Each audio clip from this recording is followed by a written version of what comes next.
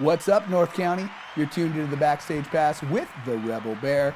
Tonight, I have my guest, Mr. Steven Stiles in the house. Steven, thank you so much for coming in tonight. Thanks for having me, man. I really appreciate it. You were, Steven was kicking out some tunes just before we started this, and they were freaking awesome, man. So, born in old Lancaster, California. Yeah, out in the desert, buddy. How long did you stay there? I think we stayed out there. My family are aerospace, so then we got transferred for the space shuttle program to Lompoc when I think I was 12. So I was out there till I was 12. Okay, and that's pretty much about the time you started playing guitar? Yeah, playing music. Yeah, for sure. You know, I was originally a drummer. I Really? played drums for the first two bands I played in. Cool. Cool. And your first club was that the Landis Country Club? Was that Chuck Landis? Chuck Landis Country Club. Yeah, I started playing in bands when I was like 12, playing dirt parties out in the desert. Right. And then we stepped it up a little bit and tried to get some shows. And you know, those are 21 and over clubs, so you'd have to go in and sneak your way in. Well, we have to wait outside in the back. They call you in, and you get to come in, you play your set, and you got to leave. Yeah. So you know, we did the first. I played that when I was 16. So when I was 16, we started doing like full club gigs. Cool. Yeah. That's very cool. So, like, did you do sets or just one set and then bail? Yeah, you know, for me, I've really never had to do the cover thing much of my career. I just all original. Oh, mostly doing all originals. Good for you. So even those sets back then were all originals. Even though I wasn't really writing the songs back then, our guitar player Tim was writing most of the songs. Right.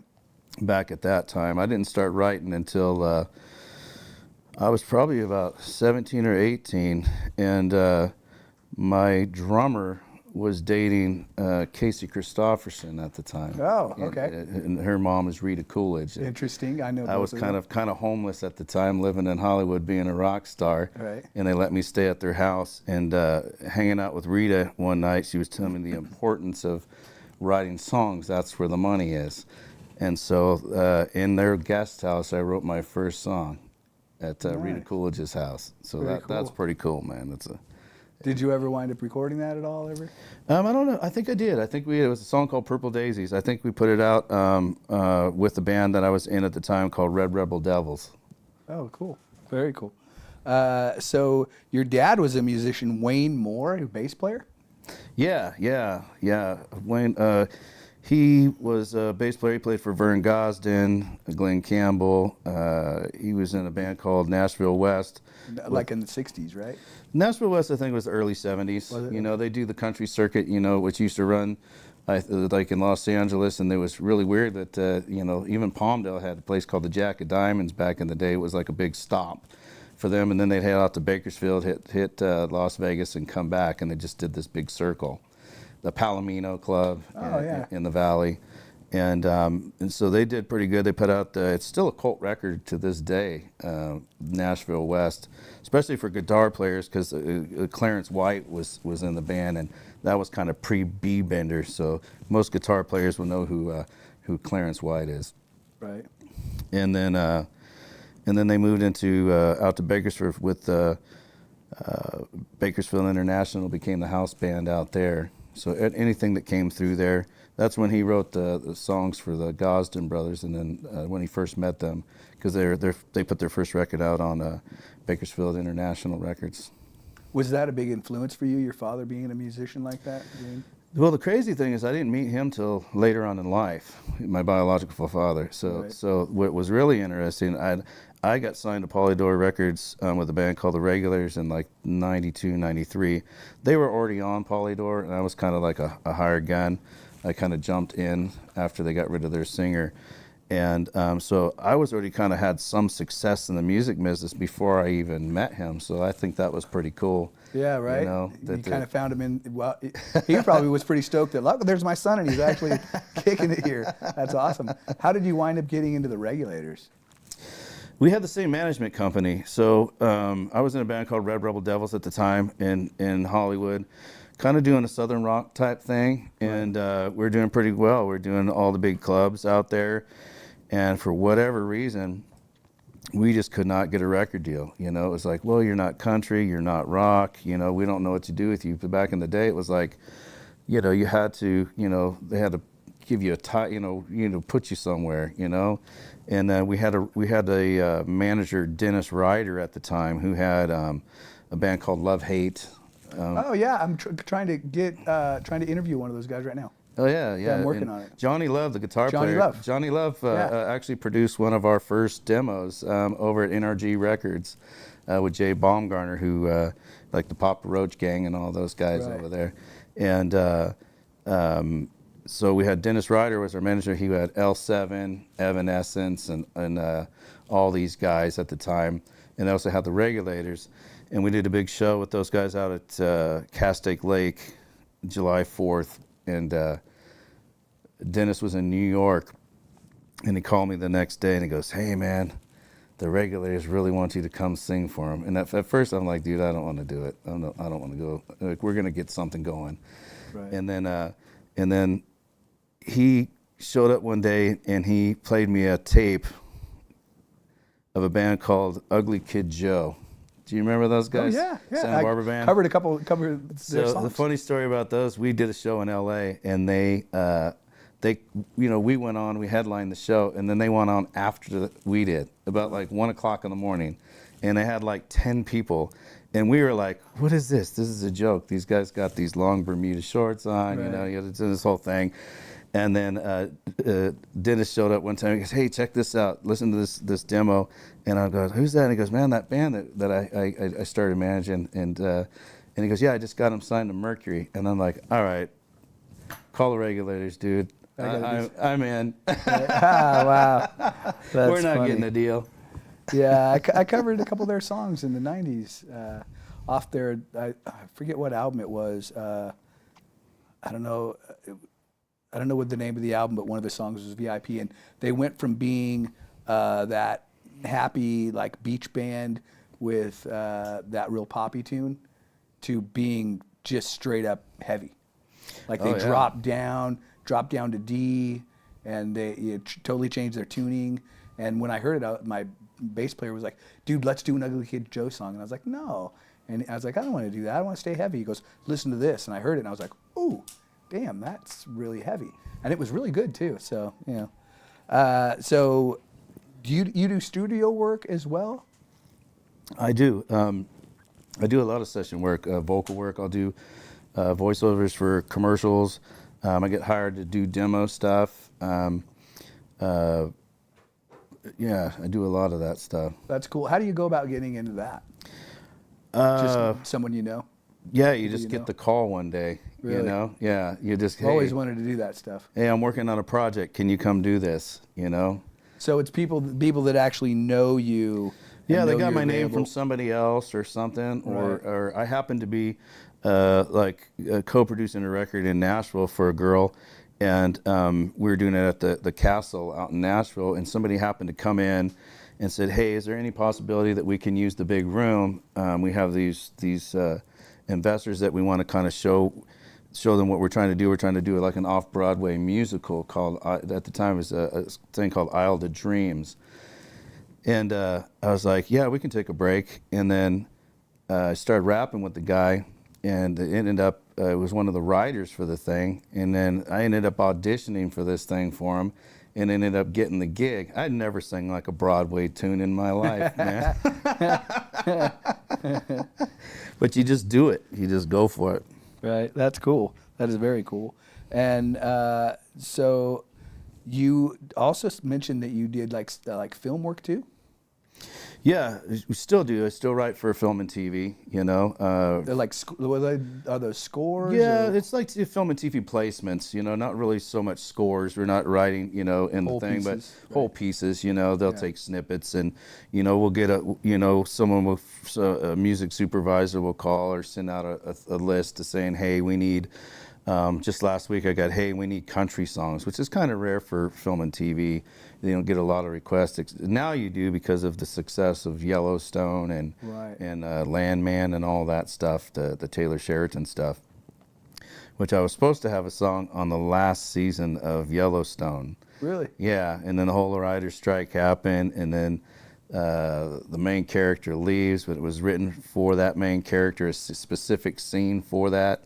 You know, we actually changed the lyrics and everything for it, and then it didn't end up happening, but that's the way it goes, man. It's music business. And now, when you do something like that, who winds up paying you through that? Is that your the company that you work for, or is it the movie company, or who, or the show it's company? It's a sync fee. That's usually negotiated, you know, up front, you know, and that could be anything. It could be $300. It could be $5,000. And is that a one-time payment, or do you get paid like every time that show airs? Yes, it depends how you negotiate it. Yeah, right. But most of that stuff now is pretty much one time. You know. Okay, time. yeah, because I was always curious about that. I knew a guy that did. He was just did like a two episodes of a TV show, but he said that every time that those episodes air, I get a paycheck. I'm like, no way. Back in the day, you get residuals. Yeah, my friend did the last season of Friends. I mean, and there was more money back then. So I mean, she got for the national TV commercial for the promo for the last season of Friends. I mean, she was getting she got like $5,000 $50,000 up front, and then she was getting a certain amount of money each time that it played. Yeah, so, wow. You know, yeah, but that money's gone. You don't get money like that no more. Really? Yeah, I dry it up. If somebody says 5,000, take it. If they say 1,000, take it. That's cool. Yeah, okay. I would take anything right about now. You got $5, I'll take it. So now you were talking about vocal work. Are there certain songs you've done vocal on that are out there, and you know? Yeah, I did. I did like a feature thing for a guy named Jeff Kosak on his record. He came in. He's mostly a songwriter, but he sings too. But he brought in quite a few featured people on that, and so that one's I think we did about a year ago. You know. Cool. And a lot of demo work. I sing a lot of demos. Yeah. For a lot of people. Yeah. And that's just like once they get a demo, they get their stuff written, and then they're recording it, and then they go, we want some backup vocals, or a lead vocal, yeah. You know, so they'll send it out and say maybe they're not a singer. You know, a lot of stuff, you know, people write these songs, they send them these demo houses out in Nashville, right. And they just crank these things out. I mean, I'm not kidding, they'll do like 10 in an hour. So they're doing these songs to basically showcase to artists for artists to use? The catalog, and then they can use them to pitch for film and TV. They can use them to pitch to artists, you know, pitch to publishers to try and get a deal. Now, can you explain to the people out there what a catalog is? Because most people don't realize how country, like most people have no idea how country music works nowadays. A lot of people think that it's, you know, Kenny Chesney writes everything, and Kenny Chesney, you know, where a lot of these people don't do that, right? Yeah, I mean, songwriters have been around since the beginning of music. You know, Elvis didn't cut any, he didn't write anything. You know, maybe he did. Don't go look at that up. Elvis may have written something. Right. I heard Elvis didn't write anything either. I'm like, I don't know, but there might be somebody out there that goes, "No, man, Elvis wrote that." Right. I'm like, all right, man, I get it. But yeah, songwriters have been around forever. And so basically, if you got a publishing deal, you write so many songs a year for your publishing company, and then that becomes your catalog. The more songs you write, then the bigger your catalog gets, you know. And then they have, you know, not to get too crazy, but, you know, once you get into something where, you know, you start getting cuts, and then you start getting into this thing called a Schedule A. It gets a little complicated. But your catalog's basically just all the music that you've ever written. And what you see nowadays is another thing about music is, you know, to tell you that there's no money in residuals, is that you see all these 30-something-year-old artists. I mean, Katy Perry just sold her whole catalog for, what, $200 million or something crazy?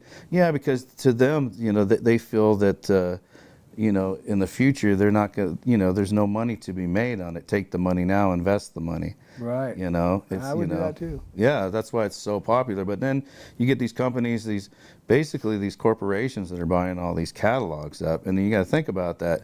It may be not enough to the person who owns it now, but these corporations that got all this money are buying your catalog, then they buy my catalog, they buy their catalog. Now they own everybody's catalog. that's where you start making the money. And they're allowed to do whatever they want once they own that, right? Like if they want to put it in a commercial or whatever. Yeah. Wow, that's crazy. I know that. I guess it was a bunch of different artists have had problems where they sold their catalogs. I don't want to name any main artists, but one artist sold his catalog to another artist, and then he wanted to buy that catalog back because basically Michael Jackson bought his from one of the guys from the Beatles.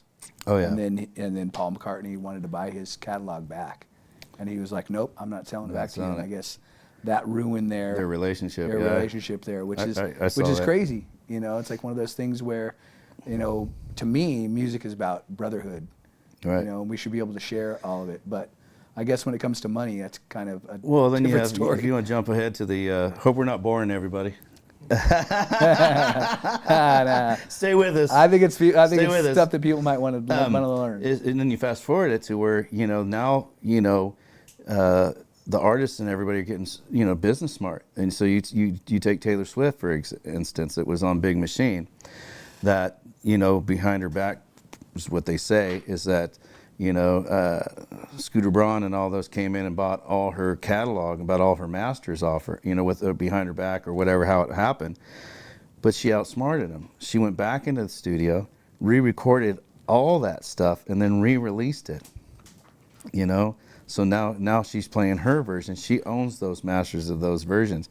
She re-released it and told all her fans just to buy that. Wow. So now they can't get any money off her old catalog. So that's pretty smart. And I think Kelly Clarkson came up with that idea, so good on her. Yeah, totally. Hey, we're going to take a quick break. We'll be right back with Steven Styles. Please stay tuned in. Backstage Pass.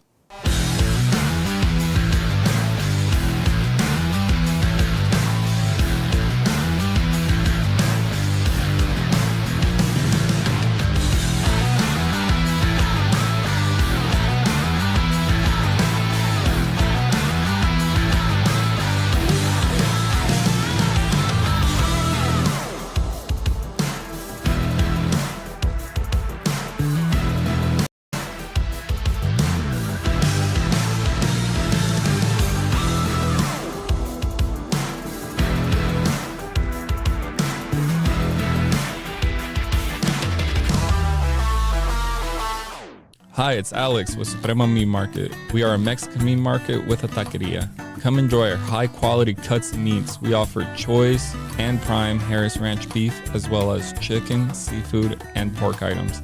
In the taqueria, all of our tacos come with handmade tortillas. We also offer specialty items like chilaquiles and chile rellenos. Come enjoy Taco Tuesday with Suprema. We offer our tacos at $1.99 each. Suprema Meat Market is located at 8950 Montecito Avenue in Atascadero. Are you tired of looking at that worn-out concrete garage floor, patio, or porch? Look no further than MGP Coatings, where customer service reigns supreme. Our team goes above and beyond to ensure your satisfaction every step of the way. Before we even start coating, we meticulously repair your concrete, ensuring a flawless finish that lasts. And here's the best part. Our Pentec coatings are 4 times stronger than epoxy, so they won't chip or peel, making maintenance a breeze. Plus, they come with a limited lifetime warranty. Call us today at 805-952-5301 or check out our Facebook and Instagram and experience the MGP coating difference. Don't wait. Transform your garage, patio, porch, or driveway and become a part of the MGP coating family. Hey, welcome back. Backstage Pass with the Rebel Bear. I got Mr. Steven Styles in the house. Once again, thank you so much for coming out. Thanks for having me. Yeah, you betcha.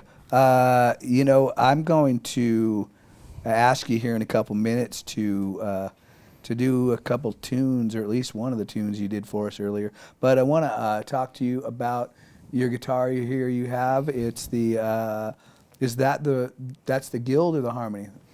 What did I bring today? I brought the Guild.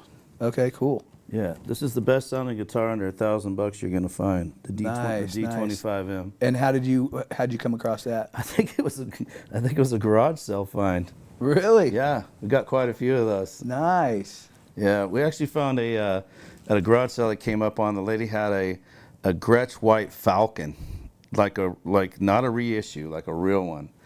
and it was pretty beat up. And she was like, I was like, oh, hey, how much do you want for this? And I like looked up the serial number really quick, and she goes, well, I want like $200 for it. I'm like, I was like, oh, I can't do that. I'm like, look, I'll give you $700 for this guitar.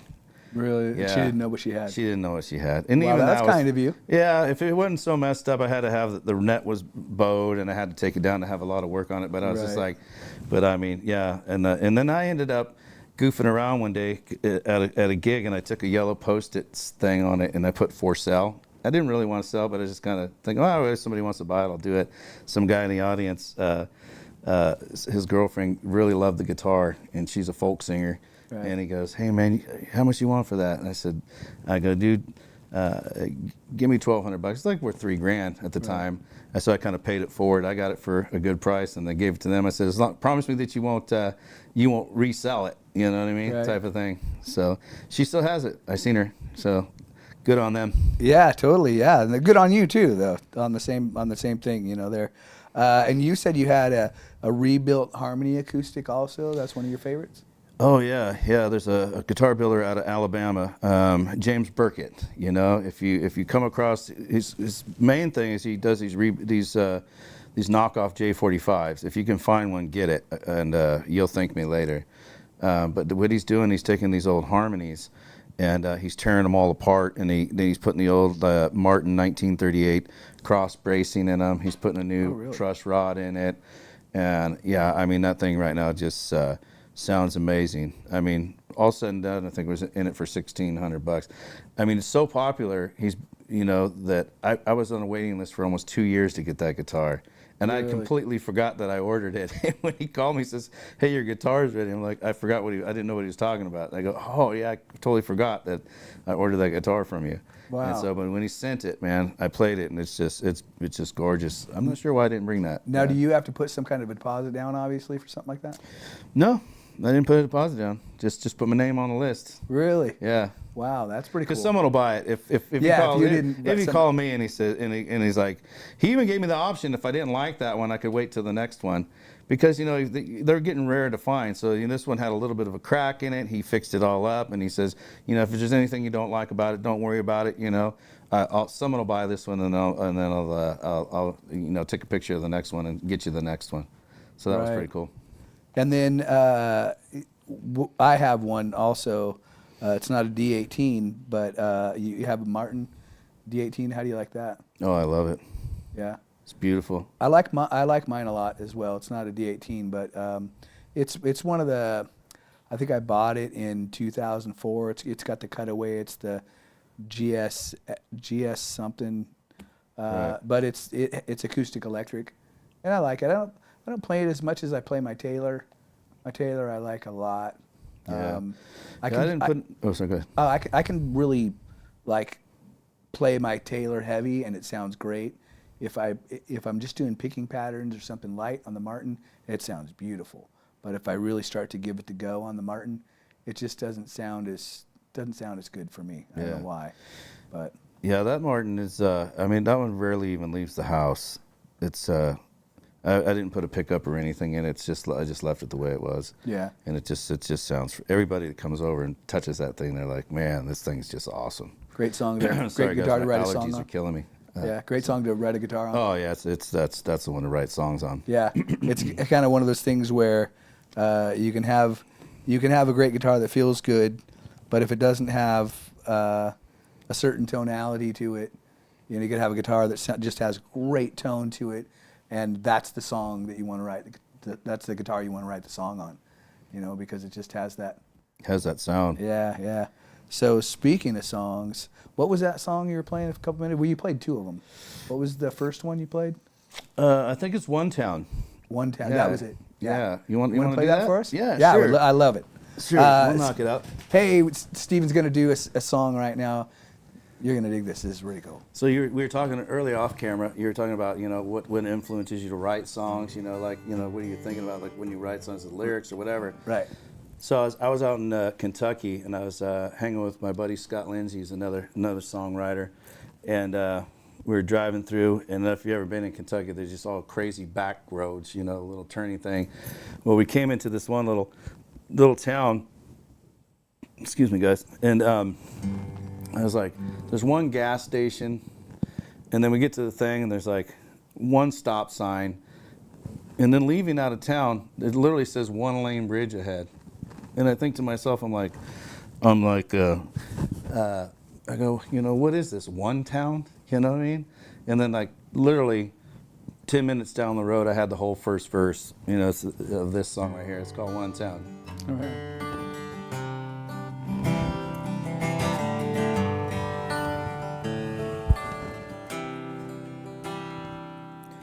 And Granddad's ran that old gas station all my life. It's only got one pump underneath that one street light. And that old road that runs through town's got no wide line. It's got a 1-lane bridge and only one stop sign. I've been farming at the factory for 1 year now. It's the one opportunity around. In this one town, not much changes around here, but the leaves and the seasons of the year. And this is where I keep my feet planted on the ground. The one place where I belong that's never let me down. In this one town,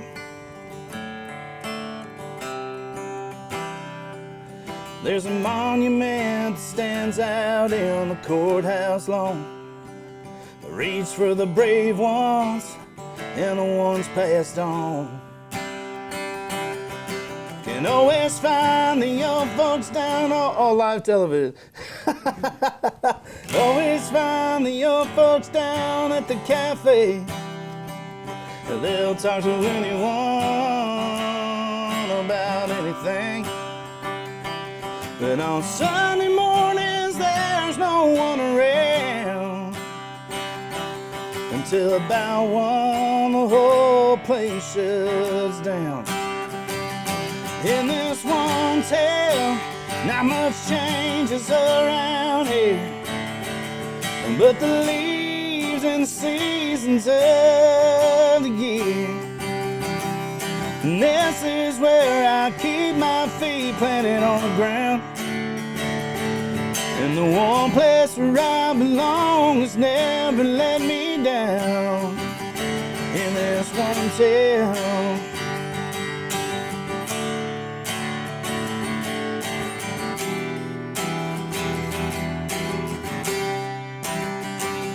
In this one town, not much changes around here, but the leaves and the seasons of the year. And this is where I keep my feet planted on the ground. And the one place where I belong has never let me down. It's where one day they're gonna lay me in the ground. In this one town. In this one town.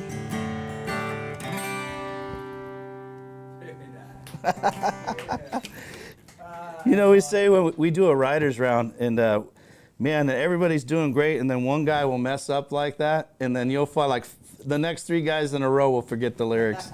So it happens. It happens. I've been singing long enough myself to know that, you know, it's one of those things where the rule is you never stop. Yeah, I don't stop. You just got to keep going. So that was awesome. Thank you so much. And that was One Town? One town. One Town, very cool. And will you wind up recording that?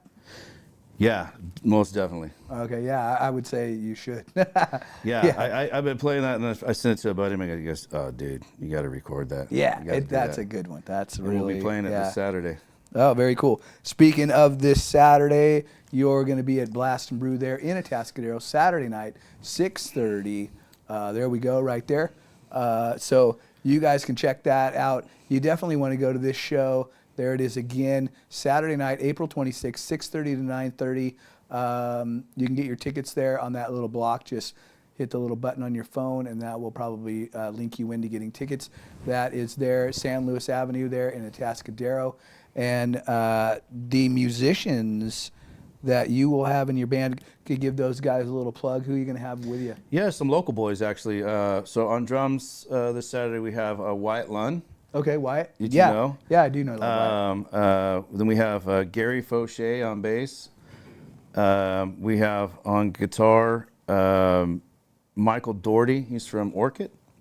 Okay. Another local guy. And then I have another friend of mine coming in. Usually would use Justin Pico. From Justin. Yeah, I know Justin also. Yeah, yeah, great guy. we've recruited him. He's not a country boy, but man, he fits right in. Oh, he's a great player. Yeah, that guy. I think that guy is one of those guys that could play just. Yeah, we anything. recruited him. So when we do these local shows, but we have a good buddy of mine, Billy Alexander, coming in, and Billy's played with everybody. He's a touring musician. He's in a tribute band out there right now called Why Not. That's doing a Rush tribute thing. You mentioned that. Pretty popular. But what's cool about that is that, Why Not also puts out their own music. I'm not a progressive rock kind of guy, but man, it's great. And they're the only band on Rush radio that's not Rush. So that's pretty cool. That is very cool. Yeah, so we got the thumbs up from Rush that they're actually supporting them back. So that's pretty cool. That's rare. That is very cool. I think I only own one Rush album, but one more than me. I can definitely, I can definitely say I'm a Rush fan. Like, there's not too much I don't like by Rush. They're such a great band. Now you do all your own self-production, you produce all your own stuff as far as doing all your internet stuff and all that as well? Yeah. I mean, if there's any social media people out there, DM me. I need some there you help. go. I need some help. Yeah, we're all self-contained. We do everything in-house. This new album was actually that I'm getting ready to put out was produced by Brad Hill, who produced Maren Morris, Cameron Merlot, the Brothers Osborne, Brett Young, Josh Gratian. Yeah, I did a little bit of homework. The list goes on. Yeah. I did check that out. So we were blessed to have Brad on this, and I think he knocked it out of the park, man. I mean, self-producing a record is pretty brutal on you. So I was just like, I self-produced my last EP, and I'm like, hey, man, we got to get someone to produce this, because you second guess yourself constantly. Right. Now, the name of this album, do you have a name for it, or? I think it's going to be Zero to Hillbilly. Okay, and is that's one of the songs on it? That's one of the songs on it, yeah. Yeah. And that do you project that to be the single, or what do you think might be the single? The interesting thing about that is that I think we leaked it on Sunny Country not too long ago, but then I got a phone call, and I said I got a big publisher in Nashville called and said, hey, there's a big artist in town that we want to send that over to, and I said, go for it, because I'll make more money with him than I will with me probably. Right. And so they put it on hold. And so what a hold means is like temporarily no one else can cut it, nobody can do anything. So we kind of pulled it off the radio, and now we've released. So you can only play it live right now. I mean, I can play it live right now. Yeah, I can still play it. But you can't. But you can't really. Well, put it doesn't make sense to put it out if they're we're going to just wait and see what happens. Right. And see if they end up cutting it. So it just won't be on that CD. Well, it's still on the CD and up until we'll know soon. And if they cut it, we'll pull it. But if they don't cut it, then we're going to release it ourselves. Right. Yeah. Now, when it comes to something like that, you'll obviously see if that artist was to go ahead and cut, use it, and then it wound up going, say, top 20, you'd see a good portion of that, right? Couple grand. It all really depends. Yeah, I- yeah. Because the only reason I think we just talked about it, maybe it's off camera, but it's like the way that you make money now is you own the masters. So like, if you don't really own the masters with anything, like everyone's the big controversy with Spotify is that, most of the controversies with the songwriters, from the songwriters' point of view, because the songwriters aren't getting paid, because back in the day you had mechanical rights, and so even if I wrote a song that was on a Tim McGraw album and that album sold 3-4 million copies, even though that my song wasn't the single, I'm still getting mechanical money from that album. Residual, right? Yeah, so you're getting you can make $50,000 to $100,000. I mean, those are just numbers I'm throwing out. I mean, if you did the math, you can figure it out. But where nowadays they don't sell records. Nobody sells CDs anymore. Vinyl's making a comeback, but most of that stuff just goes straight to digital, and so that's where you're really getting. Then you're only getting the writers portion of that, I think, with Spotify, and you don't quote me on this, but I think it's like 0.00032 or something. Wow. So for like every, there's a thing out right now with I saw a little like reel from Snoop Dogg that he put out, and he had like 4 billion spins, and he got a check for like $35,000. Come on. Yeah, right. 4 billion. Put in 4 billion spins for $30,000. You should have got at least $5 million, right? Well, yeah. Well, back in the day, it's like they get like a buck a CD. So if he sold 1 million copies, he made $1 million. Right. It's kind of crazy, how the music business has turned. Yeah. Well, kids, watch out for the music business. It's not what you think it is. Hey, we're gonna take a quick break, pay some bills. We'll be right back with Steven Stiles. Thank you, man. What's up, North County? This is Teresa Branch with Airflow Filter Service. We are a family-owned business right here in the North County. We have air filters, oils and lubricants, and hydraulic hoses. We provide services that include air filter cleaning, DPF cleaning, and waste oil collection. Come check us out at 1140 Ramada Drive, and we can help you with all your automotive and industrial vehicle needs. Hi, this is Omid. And Deanna. At North County Junk Removal, we are a business known for helping our neighbors and our community. Let us help you save money and get rid of any unwanted items. And rest assured that our professional team adheres to global standards of safety and recycling. We are fully licensed and insured for your peace of mind. We are locally owned and operated, and we look forward to helping you with all your junk removal needs. Please call us at 805-769-6966. Hey, what's up, North County? Backstage Pass with the Rebel Bear. We have Mr. Steven Stiles in the audience. We want to thank all the listeners and the people that are chiming in tonight.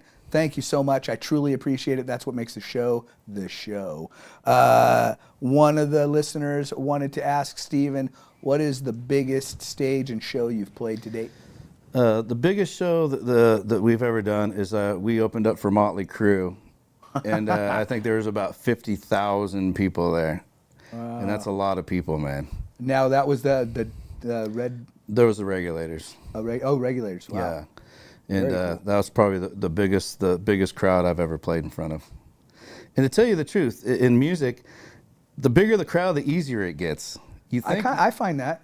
I've played in front of like 2,000 people a couple times, and it's easier. Yeah. I mean, it's harder to do this. It drives me crazy. My nerves are like shot. You play in front of 2 people. Like it's harder to play for me personally. It's more intimate with the 2 people, right? And it's just, and because 5,000 and up. I think we did the Dustin Lynch show over here not too long ago. We opened up for Dustin. And it was, 5,000 people. I mean, 5,000 people are having their own party, man. It's just, you're there just to You're have. just a soundtrack. Yeah, everybody's having a good time. Yeah. 5 people, now you got to keep them entertained. Right.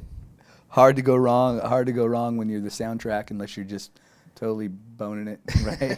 Yeah. As a composer, you worked with Blackstone Cherry? Yeah. It's we were doing some writing. It was me and my good buddy Scott again. Actually hooked that right up with Ben and John Fred, and they're from Blackstone Cherry. And we were actually writing for something else completely. We were just trying to write. Actually, believe it or not, we were trying to pitch a song to Pink, of all people, and we wrote. Then we started writing this thing, and I had this hook called, it was "In Love with the Pain," and then. so I produced the whole track on it, and then I'm like, when I started listening back, I'm like, man, you guys should cut this song. I can see here it is a rock song also. So we kind of let it lie, and like literally 2 years later, they call me and say, hey, we're gonna cut, you know, In Love with the Pain. So, and I think it went to number 1 or 2, you know, in the UK. And that's the one interesting thing about music too, is like, you know, they're from Kentucky. They do all right in the States. Right. But I mean, they'll sell out Royal Albert Hall 3 nights in a row in Europe. Really? I mean, they played 150,000 people. You can go watch their YouTube videos. It's insane just how big they are over there, and then come home and maybe 5,000 seaters here, you know. But maybe it's a blessing here. You can go to the grocery store still. Right. Yeah. That would be. Yeah. That would be. I don't know though. I mean, I look at it like, you know, fame in any way comes with that. You know, you kind of have to expect it. You know, I'm sure it gets old. You know, look at Justin Bieber. I was just gonna say, poor Justin. Yeah, look at that poor guy. I mean, it's like. Yeah, that's the other side of it. You know? Yeah, you want to be rich and famous. Yeah, you got to do. And Elvis, Justin Bieber, you know, all of them. Of all these people, you know, I think that's where, you know, Michael Jackson and Prince and all those guys, you know, I've heard stories where Prince didn't want anybody to look at him. Don't look me in the eye. Yeah. I couldn't. I don't know. That's just strange to me, but. Hey, but then again, I'm not there, so I don't know. There's a documentary out there. It has Desmond Child, and it has Vince Neil, and Vince Neil's whining about something, and Desmond kind of looks to the side camera and he goes, "These rock stars, you know, they just whine. You got all the women in the world, they got all the money in the world, they got all this." And then and it's just all they do is whine, whine, whine. He goes, "I don't want to be famous at all." He goes, "All I want is when we're done with this session, that they put my little bitty name on that big fat check." And I'll go. Right. I thought that's pretty funny, man. That's pretty funny. That is pretty funny. Yeah. Well, you know, that guy's done a lot of crazy work. He's worked with everybody too. Oh yeah, Desmond's been around. It's like all that stuff, that 80s, you know, into the 90s stuff, you know, Kiss. Bon Jovi, you know, he did a lot of that stuff. And as a kid, I never knew, like, I always thought Kiss wrote all their stuff, but then as I got older and I started like looking into it, I was like, wow, Kiss doesn't write all their stuff, you know. And it's weird because I guess we were talking earlier, you know, you're right. There are a lot of bands that do have people that sneak in the back door and help them, you know, collaborate and write and compose things. Or ghostwriters, like if you're like a publisher for writing, you know, books and stuff, you know, right. if I want to write a memoir or whatever and get a ghostwriter on there, you know, they don't really get too much credit. But there's a lot of that in music, or even some of your favorite bands that you liked, you know, on the records. Some of the bands don't even play on the record, you know, and that's been going on for a long time. I've seen that too. Like there's a few Kiss albums that Ace Frehley and Peter Criss didn't even play on. Yeah. And I was their faces on the album, their names on the album. Nikki Sixx is rumored to never play any of the bass parts on any of those records. So, Nikki Sixx? Yeah. Really? Yeah, that's what I just heard. So. What's up, Nikki? I know, man. Come on, brother. Yeah. Well, he doesn't care. He's filthy rich, too. That's funny. So how did you wind up getting, like, connected with those guys, Blackstone Cherry? Was that just something you just that's knew? through my buddy Scott. So my buddy Scott's a Kentucky boy. I mean, he's from Kentucky also. So right. that's that community over there is kind of small too. So they know everybody in that town. Like if you play music, they all kind of know each other. Right. And Scott kind of pulled me in on that and said, "Hey man, I'm gonna have a writing." Said that happens a lot too.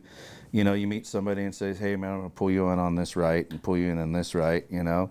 And interesting stories. I don't have to my good buddy Willie Nelson tell me to never name drop, and that's a joke. But it's interesting is Meghan Trainor. You know, I wrote the very first country song she ever wrote. I wrote with her. It never went big or anything. We never really did anything with it. But then she took off. But yeah, you get in a room with all kinds of people. Somebody calls and hooks it up. You know. Wow. That's so you don't know who you're going to be writing with from one moment to the next when you're doing that, right? Yeah, you never know. It's crazy, you know. I mean, you know when you set up your appointments, but sometimes you show up and somebody pulls somebody else in, you know. And I've written with some pretty heavy hitters. Now, if you say you're in a writer's round and you guys come up with this amazing song, and then say somebody grabs that song, does everybody in that writer's round get credit for it for the most part? When you're in a writing session, so a writer's round is like when we all get together, you know, and like everybody's playing a song that they wrote, like a writing session. So it's really popular, you know, in Nashville. It used to be like just one person, you know, you write everything, or two people. Now it's really popular. To what they've done is they've taken on like kind of like in the pop world what they call top line writing, is you know, someone will build a track and then we write the melody and lyric to it. In some instances in the pop world where, you know, take like any of whatever pop artist, Katy Perry, I don't know if she does this, but more than likely. And a producer will build a track, and then they'll have a bunch of top line writers come out. They'll put me and you in a room with the track, and then they'll take these two guys, put them in a room with the track, and then these two guys, and you're all writing the same track. Oh. And then you come out and see who's got the better version. Wow. It's pretty interesting. That's pretty crazy. Yeah. I guess in a way that could kind of be a little nerve-wracking or like real competitive. Well, I've seen where they come out of two sessions and they mash like, oh man, we really like your verse, but we like your chorus, and they mash the two together. Oh, that's cool. So now you got 6 writers. Right. Yeah, that paycheck's getting smaller. Yeah. If there is one. Yeah. Nashville's really popular now for, you know, I mean, you can see, you know, 4 to 8 writers on a song, you know, and to me, I was like, well, no wonder it's a #1 hit. It's got 8 people on it. I saw eight great writers, you know. I saw a thing. It was saw a thing online. It was Beyonce's top hit, and it had like 28 freaking writers on it, and then it said Queen's top hit, 1 writer, Freddie Mercury. like wow, that's where's that talent coming from, Fred? Man. So your last album Burn? That was your last? Yeah, that was the last EP that we put out, Burn. And that was like how many songs on that? Maybe 5, I think. Okay. Yeah, 5. And one of them was what? Church Street, right? Yeah, Church Street. Church Street, and then is it called That's Where I Found My Baby? That's Where I Found My Baby. It was a song that I wrote that I was going to pitch to Jason Aldean. That's when you told me that. I was like, well, where did you find that? Love it, man. I found it online, and I listened to it a couple times, and I was like, damn, that's a good song. So I was actually driving up to my buddy Bob Daspit, lived up in Sebastopol, and he produced a lot of the Sammy Hagar stuff. And Sammy Hagar was putting a new studio up in San Rafael. And so, I've done some studio, well, not studio work, but I've rehearsed up there. Yeah, it's great spot. Yeah, the plant. Yeah. I was driving up there. It's a long drive, and I started writing this song. I was like, started tanding on the thing, and then I couldn't find a hook. I couldn't find the hook for that song. And I was like, then my buddy called me on the phone, and he's like, my buddy Scott, and we're sitting there talking, and I was like, dude, I got this song in my head. I can't remember the chorus right now, but whatever it is, and I got to the end of it. And he goes, that's where I found my baby. I go, so now he just got half the song for 1 word. Wow, yeah. I listened to that a couple times online. That's a rocking song. It is a very rocking song. Jason, you should have cut that song. Really good. Jason, what were you thinking, bro? Come on. Give me a call. I'll get you to hook back up with him. And Set 'Em Up, Shoot 'Em Down. Another one of my favorites. Yeah. How'd you come up with that? That was right. Actually, me and Scott wrote that one too. We've written some pretty good songs, Scott. Don't know if you're watching. Sitting in his kitchen in Kentucky, we wrote that one. And that one actually got on hold with Aldean. So we had a hold on the Aldean album for that song. And they actually cut that song, I believe. It just didn't make the record. On the 11th hour, this is a story that the publisher told me, is that the record was completely done, and then they sent in She's Country. She's Country? Yeah, I'm doing that song right now. Yeah, Cowboy boots to a down home route. She's country. So that bumped us. And so, but rightfully so, dude. That song just rocked. Yeah, I'm covering that song. That's a way better song. Covering that song than right ours. now in my band. Even though he's one of my favorites. Yeah. Yeah, Aldean's great. He's got great guitar player. Do you know who that guitar player is? Yes. Putting you on the spot, bro. Gosh. He used to be in a duo. And he used to call, I think it was called Brent and Jack. I think that was the He's duo. got a great guitar tone. He's a great guitar player. Jack. Gosh, what's his last name? Anyway, sorry, Jack. No worries. But killer guitar player. Killer guitar player. Got a great, like, his tone. That's one of, like, the first times I heard, I've heard some way older Jason Aldean stuff that I was like, it's probably not that great, but I guess he really matured over the time, and the stuff he's been putting out the last, 8 or 9 years has been really, like, right up my alley. Well, and there's another thing with that. With Jason, is like Jason sticks to his guns. He and he does his thing. He doesn't, try to go off and do the pop country thing, which he did, when the 808 start kicking in the country, he started going down that road. But, one thing Jason's done is if you look at all his records, the majority of all his songs are written by the same guy. Right. So in turn, it makes you think that that's what keeps that sound. He does have a sound. He does have a sound. Yeah, he does. And he's one of my top 3, like him and Brantley Gilbert. Like, Brantley Gilbert's probably my favorite. Yeah, we opened up for Brantley. He's a cool dude, Yeah, you man. mentioned that. Yeah, How was that? Brantley. You got a chance to meet him? Yeah, Cool great dude. Yeah, because not all of them are cool. You know what I mean? We've done a few shows where they don't talk to you, or they kick you out. You can't be around them. That's just the rock star way. But in this particular thing, we were kind of getting a bunch of junk from the promoter. They were, we couldn't do this, we couldn't do that, and then Brantley's tour manager came over and go, "Hey, Styles, what's going on?" I go, "Man, I don't know, man. The promoter's being like kind of funny. We can't be back here. We can't do any of this stuff." And so his tour manager says, "All right, how many people you have?" And I said, I told him, and so he took off all the Brantley Gilbert, like, all access stuff and slapped them on us. He goes, "You can go wherever you want. If anyone tells you can't go anywhere, you come get me." I said, "Thanks, sweet. brother." Nice. That's how cool they were, man. That was super cool. They seem, just some of his videos and a lot of his songs. Like, to me, now, another thing I wanted to ask you, to me, it seems like a lot of the studio guns and or live musicians that are doing what I would consider called commercial country are guys that probably at one time were in the hard rock or metal scene, and that kind of maybe dried out, and they were like, "I'm going to go do the country thing," and that's where they flourished. Some of them seems did. like a Some lot of them, especially the studio work. So Yeah, towards that's what it seems like. like the early '90s, I would say, like when the rock scene started to die up, you saw a lot of these guys kind of jump into the country thing. They all moved to Nashville. Some of them are still in Nashville. There's a guitar player out there who was pretty big in LA, Dave Marshall. I think he's still out there. And you had the Nelson twins, Right. Yeah. And then Mark Slaughter ended up going out to Nashville. I know Mark. I met him briefly. Yeah. And super nice guy. I've always Super been cool a huge, dude, too. huge Yeah. fan. He was so nice to me, like really a nice guy. Yeah. Yeah.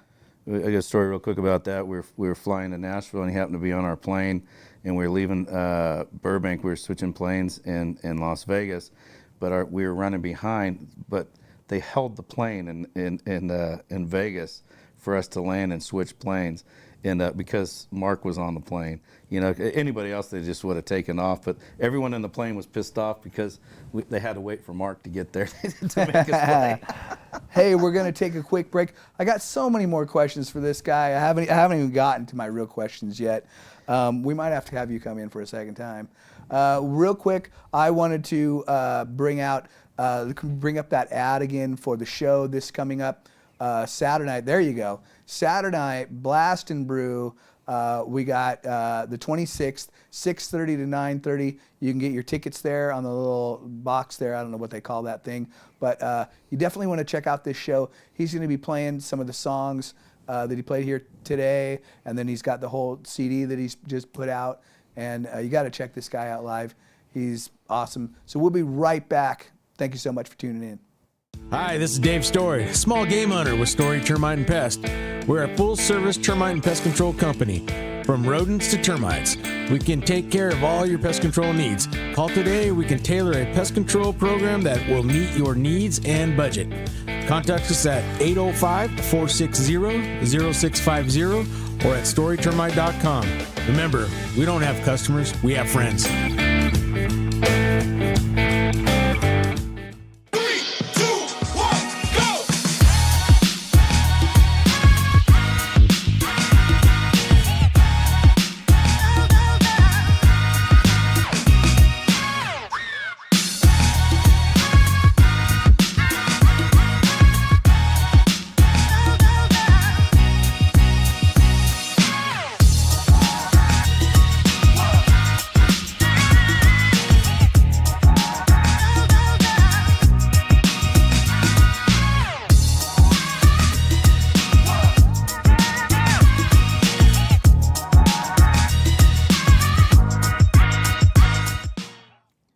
Hey, we're back, Backstage Pass with the Rebel Bear.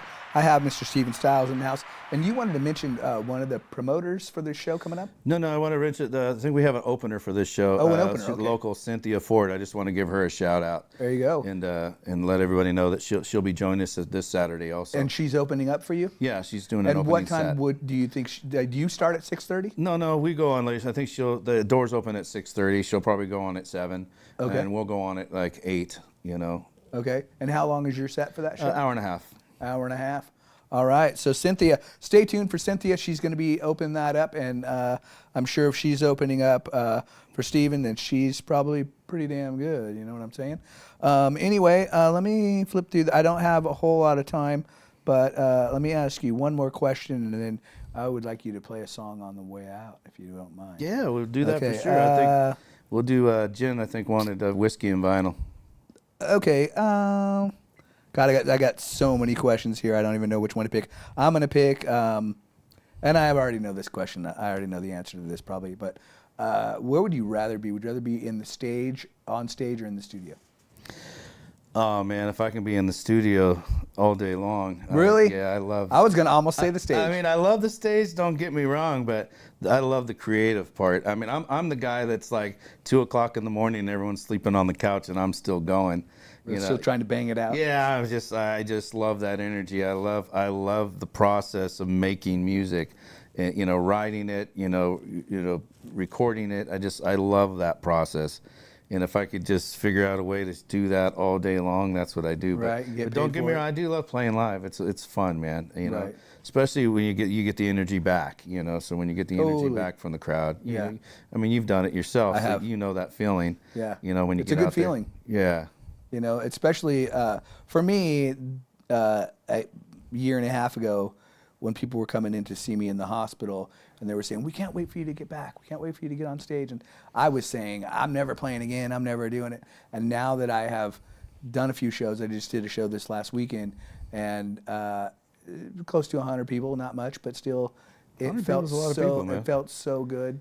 Yeah. It was just invigorating and exciting, and to see them all smiling and having a great time, to me, that's such a big part. And then I don't know if you experience this, because you as a singer too, but like when I'm singing sometimes, I man, I don't think I'm not like a great singer, and I don't know if you feel that way sometimes. You're always like, I'm so judgmental about my vocals. I am my biggest critic. Yeah. Like, what I really am critical on, and I've said this on the show before, where I have a lot of people that will come to the shows and videotape. They'll pull their phone out and video a song.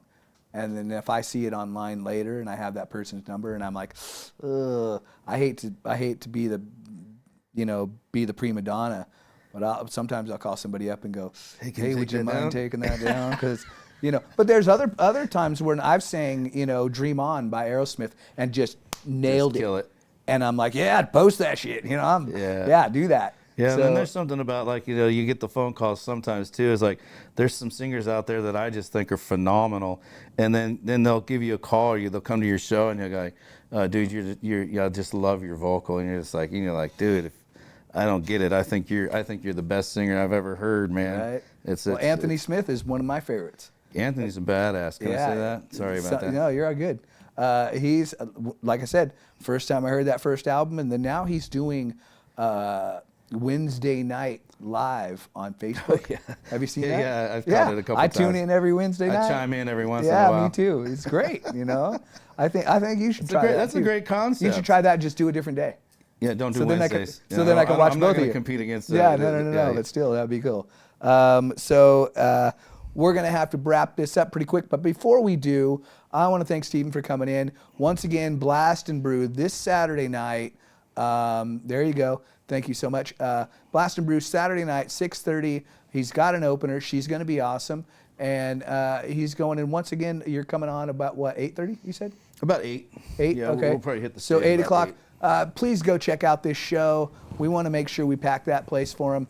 And he's going to play us out right now, one of his other songs. If I don't get a chance to say thank you again, thank you so much. You guys, thank you so much. Thank you so much. I truly for having appreciate me. it, brother. You guys, thanks for tuning in. And it's a great thing that you guys are doing. I want to have you on again. I got so many questions for you, brother. All right. Thank you so much.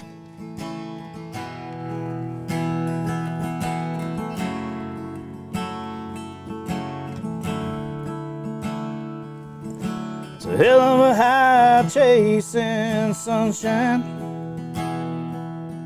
It's a hell of a low when you hide it deep inside.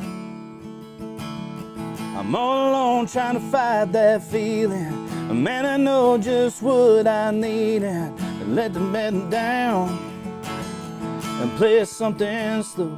Sometimes it's champagne and caviar, neon lights and honky-tonk bars. Sometimes it's a preacher and a Bible. But tonight, it's whiskey and vinyl.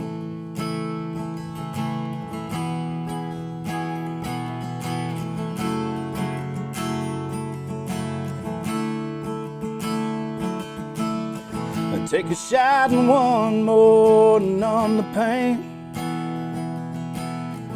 Turn down the lights till he stopped loving her today.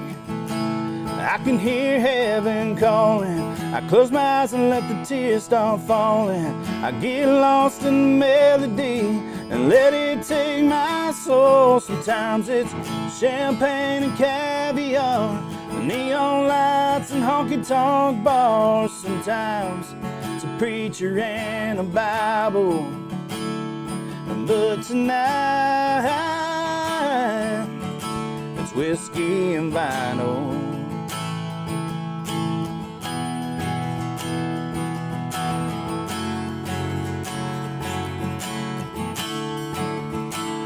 Sometimes it's champagne and caviar, neon lights and honky-tonk bars. Sometimes it's a preacher and a Bible.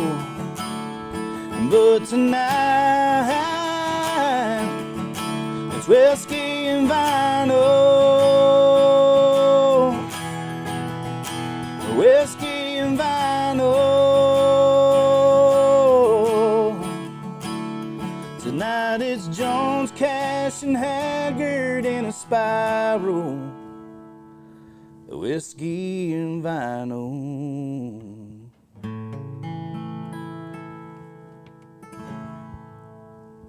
My name is Jennifer Borhone-Wescombe. And I'm Haley Wescombe from Borhone Auto Center. Borhone Auto Center is a family-owned and operated GMC dealership. We are your go-to dealership for quality vehicles. With a vast inventory and personalized service, we are here to make your purchase seamless. Whether it's a luxurious Yukon or a rugged Sierra, we have the perfect ride for you. Come see us today to experience the Borhone family difference. We are located on the corner of Highway 46 East and Golden Hill Road in Paso Robles. Atascadero isn't your standard getaway. We're unique, just like you. We're growing, transforming, and figuring it out as we go. We're a town filled with innovators, artists, makers, and game changers. We're a little bit country, a little bit funky, and always authentic. We're here for your good times, your slow times, and your changing times. We're all in Atascadero. Come see for yourself. Learn more at visitatascadero.com. Hey, what's up, North County? Hey, we're going to just ask a couple more questions because I'm just kind of that way. I wanted to find out some more of the jib on this guy. What are some of your favorite songs other than your own to perform? Like, you do any covers by any other artists? Yeah, man, we're doing, like everybody, we're doing White House Road right now. I'm a big fan. We're doing some Randy Houser. I love that Boots On.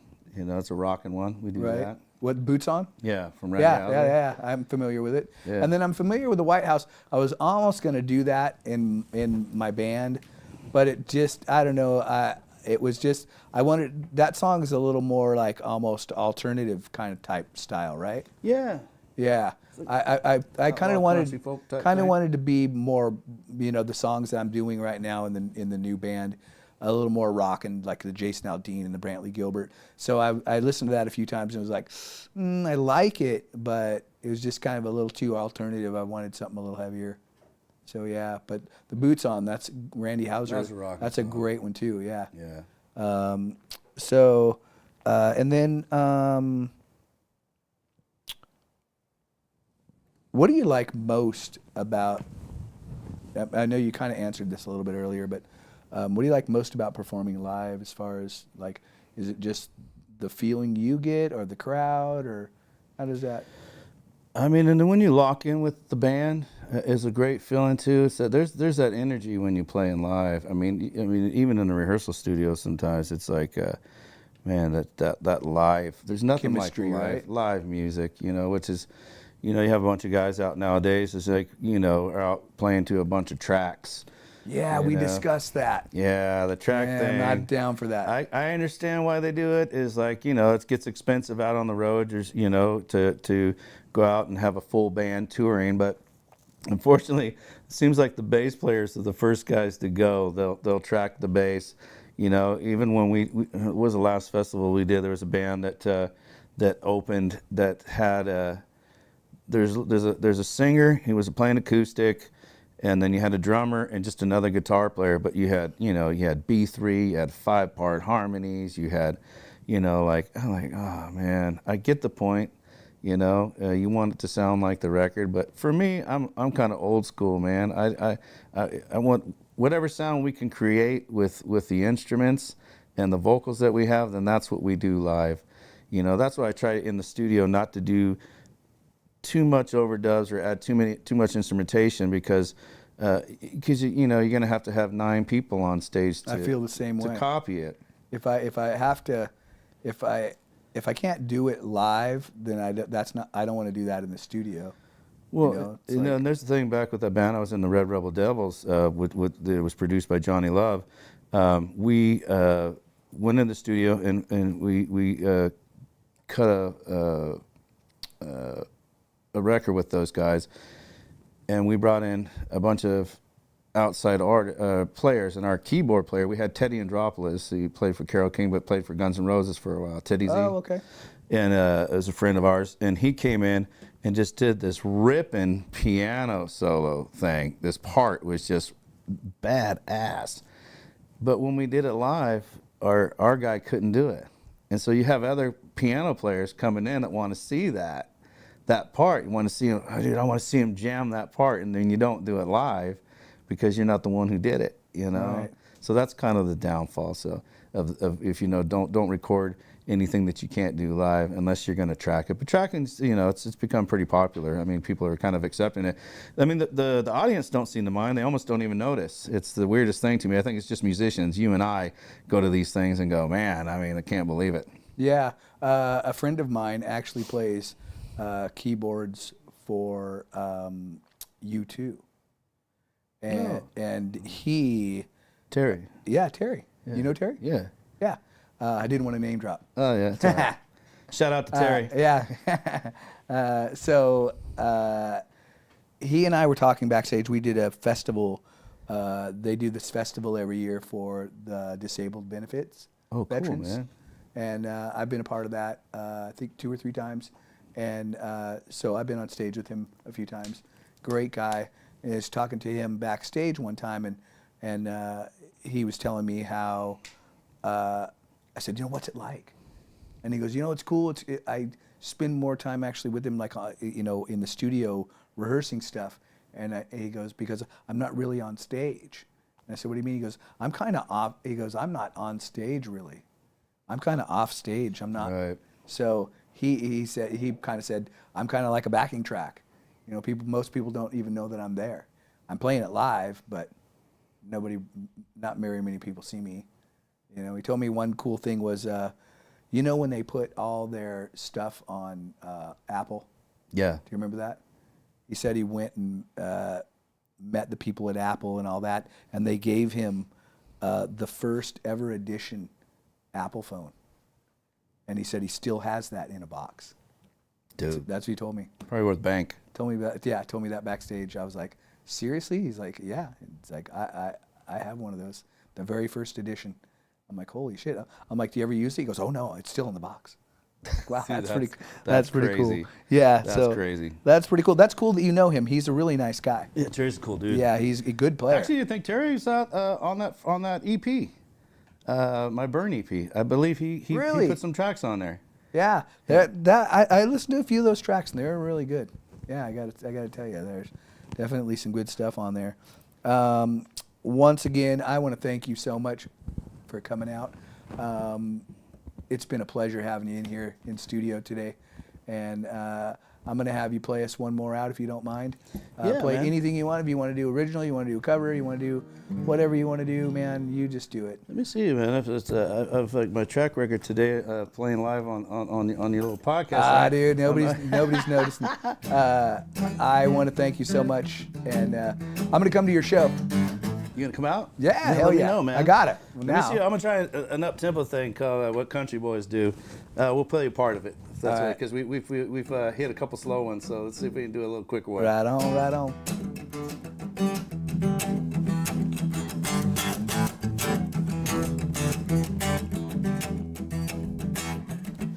She don't like summertime, hanging like a tide line, sipping on moonshine. The back of a half-ton, half baked, half done, everybody having fun. Rebel Bear bonfire, truck bed, mud tire, sitting on my rowdy crowd. Sip a little whiskey, get a little frisky, crank that country loud. No, it ain't worth doing if you ain't gonna do it right. Slide on in, buckle up, baby, hold on tight. Raising hell with an angel like you. Doing what country boys do. Stars burning in the night sky, jumping, water's right, everybody dripping dry. Dancing in the high beams, higher than a jet stream. Come on, let me hear you scream. Yeah, Rebel Bear bonfires, truck bed, mud tires, you know my rowdy crowd. Sip a little whiskey, get a little frisky, crank that country loud. No, it ain't worth doing if you ain't gonna do it right. Slide on in, buckle up, baby, hold on tight. Raising hell with an angel like you. Doing what country boys do.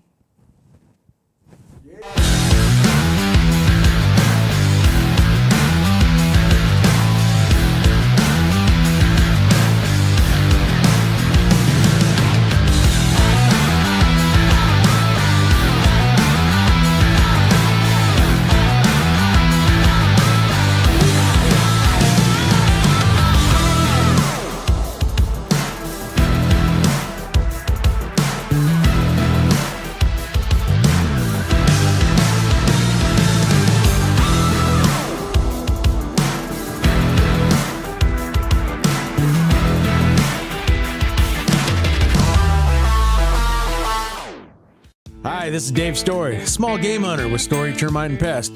We're a full-service termite and pest control company. From rodents to termites, we can take care of all your pest control needs. Call today, we can tailor a pest control program that will meet your needs and budget. Contact us at 805-460-0650 or at storytermite.com. Remember, we don't have customers, we have friends.